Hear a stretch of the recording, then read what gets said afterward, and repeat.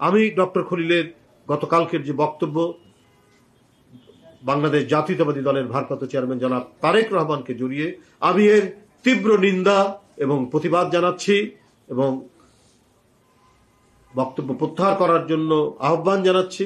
এবং আমি অন্তর্বর্তীকালীন সরকারের প্রধানকে জানাতে চাই, এই ধরনের বিতর্কিত ব্যক্তিদের উপদেষ্টা পরিষদে রাখলে পরে সরকারের জন্য সুনাম বয়ে আনবে না। অবিলম্বে তার পদত্যাগ দাবি করছি। ধন্যবাদ সবাইকে। সুপ্রিয় বন্ধুরা, এটা সর্বজন বিদিত যে 111-এ তথাকথিত তত্ত্বাবধায়ক সরকার নির্মম হত্যা প্রচেষ্টা থেকে পঙ্গু অবস্থায় 2008 সালের সেপ্টেম্বরে উন্নত চিকিৎসার জন্য তারেক রহমান যুক্তরাজ্যে যান। তখন থেকে তিনি তার পরিবারের সাথে সেখানে বসবাস করছেন।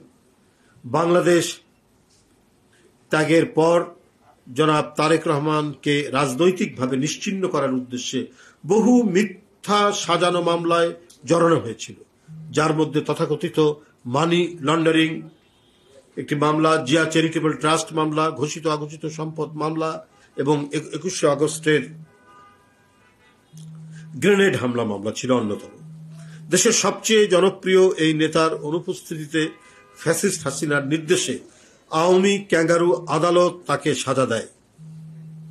বন্ধুরা আমার, শুধু এটাই নয়, শেখ হাসিনার ক্যাঙ্গারু আদালতে সাজা দেওয়া নয়, শেখ হাসিনা নিজে ব্যক্তিগতভাবে কত বক্তৃতায়, কত জনসভায় ব্যক্তিগতভাবে তারেক রহমান সাহেবকে তিনি আক্রমণ করেছেন, তার আক্রোশ প্রকাশ করেছেন, প্রতিশোধ গ্রহণের নানা কথা তিনি বলেছেন, যে প্রয়োজনে লন্ডন থেকে তুলে নিয়ে আসা হবে, আরো নানা ধরনের প্রতিশোধমূলক কথা বলেছেন।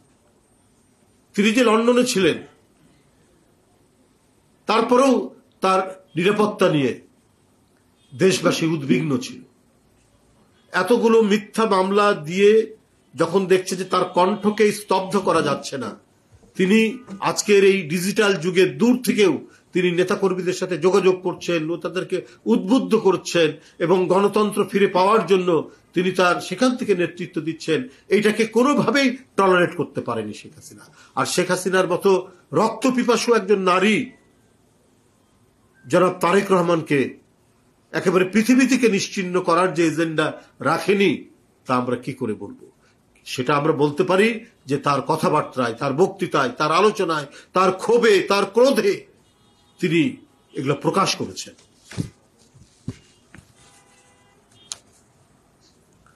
জনাব তারেক রহমান তার জীবনের নিরাপত্তাহীনতার কারণে দেশে ফিরতে পারেননি। এখানে আরো উল্লেখযোগ্য যে 1951 সালের শরণার্থী কনভেনশনের অধীনে পর্যটক, কর্মক্ষেত্র, ছাত্র বিনিয়োগকারী এবং পরিবার বা শরণার্থী ভিসা সহ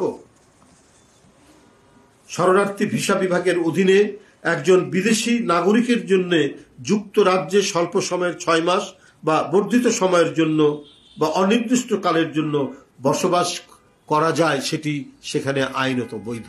কিন্তু তার যে দেশপ্রেম এবং তার যে দেশের, তিনি যে এই দেশের নাগরিক, সেইখানে তো তারেক রহমান সাহেব কোনো কম্প্রোমাইজ করেননি। তিনি সেই 1951 সালের শরণার্থীদের যে মানে তাদের জন্য যে আইন, সেই আইনের আয়তায় যতটুকু মানে ইংল্যান্ডে থাকা যায়, যুক্তরাজ্যে থাকা যায়, সেই আইনের আওতায় আছে। অথচ ডক্টর খলিলুর রহমান আদ্যপান্ত না জেনে উনি ঢালাও একটি মন্তব্য করে দিলেন।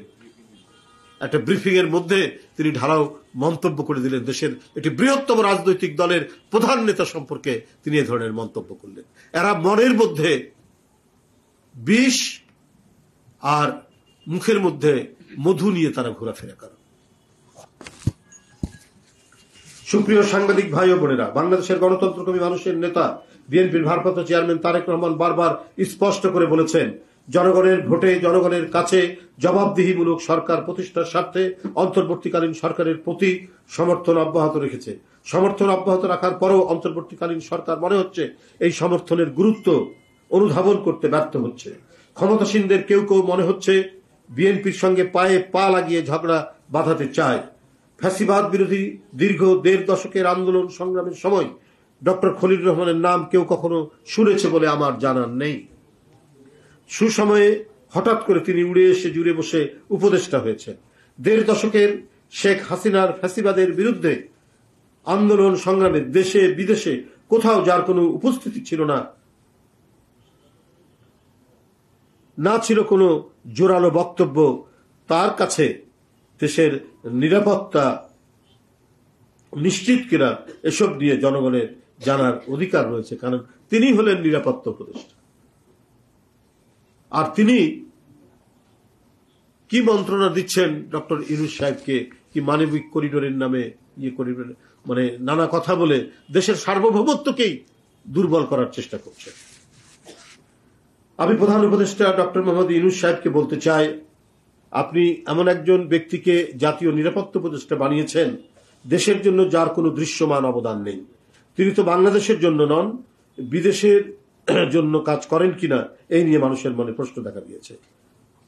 মানবিক করিডোর বা চ্যানেল নামে বাংলাদেশকে যুদ্ধক্ষেত্রে পরিণত করার পায়তারা করা হচ্ছে। তিনি বাংলাদেশকে অস্থির করার পরিকল্পনা করছেন, কিন্তু আমরা তা হতে দেব না।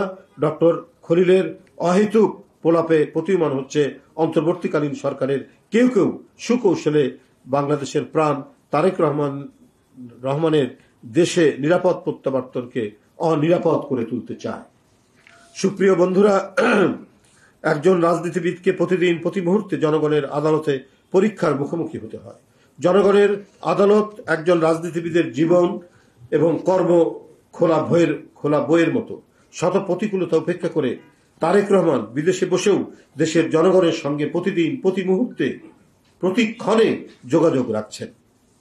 কোন পরিস্থিতিতে তারেক রহমান চিকিৎসার জন্য বাধ্য হয়ে বিদেশে গিয়েছেন, বিদেশে থাকতে বাধ্য হচ্ছেন, এ সম্পর্কে দেশের গণতন্ত্রকামী জনগণ সম্পূর্ণরূপে ওয়াকিফ হন। এবং সেই সমস্ত ব্যক্তি, সুশীল সমাজ বাংলাদেশের অথবা নানা শ্রেণী পেশার মানুষ যাদের মৃত্তিকার সাথে, এদেশের মৃত্তিকার সাথে, মাটির সাথে যারা সম্পর্ক রয়েছে, তারাই কেবলমাত্র জানে যে তারেক রহমানকে কিভাবে শেখ হাসিনার আন্দোলনের ফসল শারীরিকভাবে নিপীড়ন নির্যাতন তাকে করেছে। তার তখন চলৎ শক্তি ছিল না, অপরিহার্য ছিল তার উন্নত চিকিৎসা। এরপরে তিনি ইংল্যান্ডে যান। এরপরে শেখ হাসিনার শাসন অন্ধকারচ্ছন্ন দুঃসময়ের বিভীষিকা।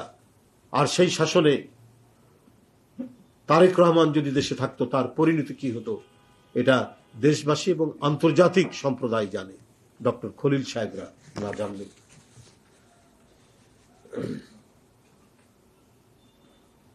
শেখ হাসিনার আন্দোলনের ফসলটা কি নির্দয় নির্মমভাবে তারেক রহমানের উপর অত্যাচার করেছিল তা দেশবাসী ভুলে যায়নি। বিদেশে থাকা নিয়ে পতিত পলাতক স্বৈরাচারক প্রোপাগান্ডা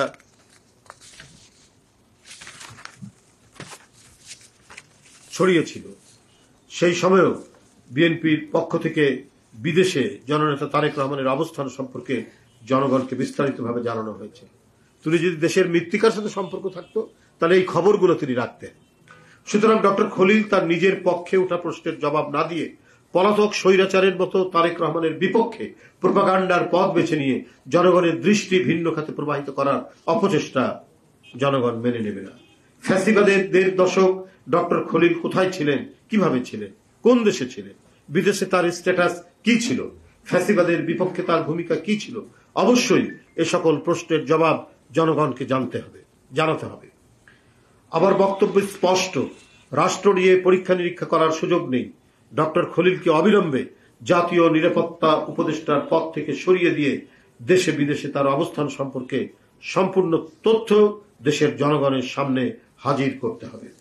সুপ্রিয় সাংবাদিক বন্ধুরা, ইতিমধ্যে কথিত মানবিক করিডোর ইস্যু নিয়ে অন্তর্বর্তীকালীন সরকার, বিশেষ করে ডক্টর খলিলের ভূমিকা নিয়ে দেশের স্বাধীনতা প্রিয় জনগণের মনে উদ্বেগের সৃষ্টি হয়েছে।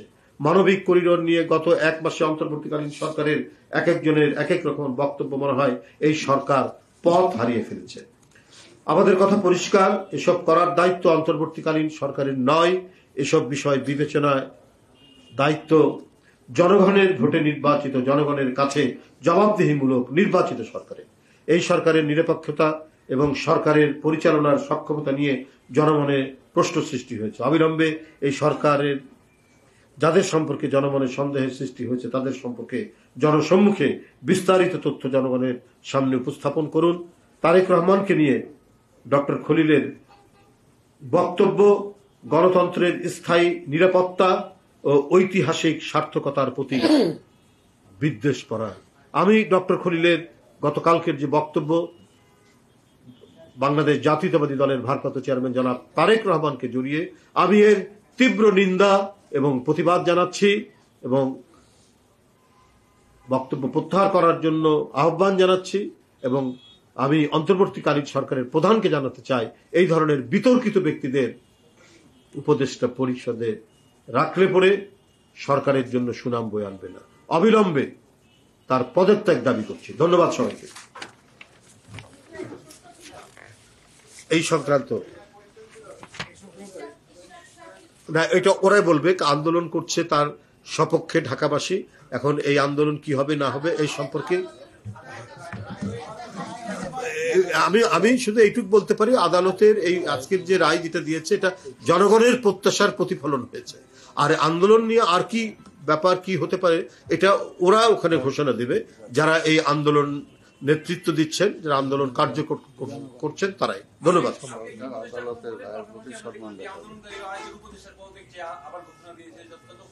সেটা তো আন্দোলনকারীরা তাদের কর্মসূচি, সেই কর্মসূচি অনুযায়ী তারা করতেই পারে। তারা তো কিছু দাবি নিয়ে কাজ করছে, তো অতএব তাদের সাথে আমাদের তো এটার মেলানোর কোনো ইয়ে নেই।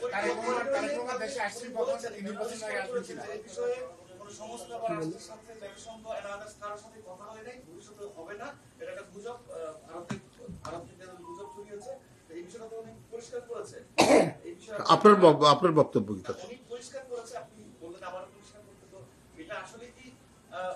এটা মানুষ, এটা আমরা মানে ওনার আরো মানে আরো যে সমস্ত বক্তব্য যা দিয়েছেন এর মধ্যে, তাতে আমার মনে হয়েছে যে জনগণ এ ব্যাপারে মানে পরিচ্ছন্ন হননি, মানে জনগণের মন মানে ইয়ে হয়নি, এখন স্পষ্ট হয়নি আর কি।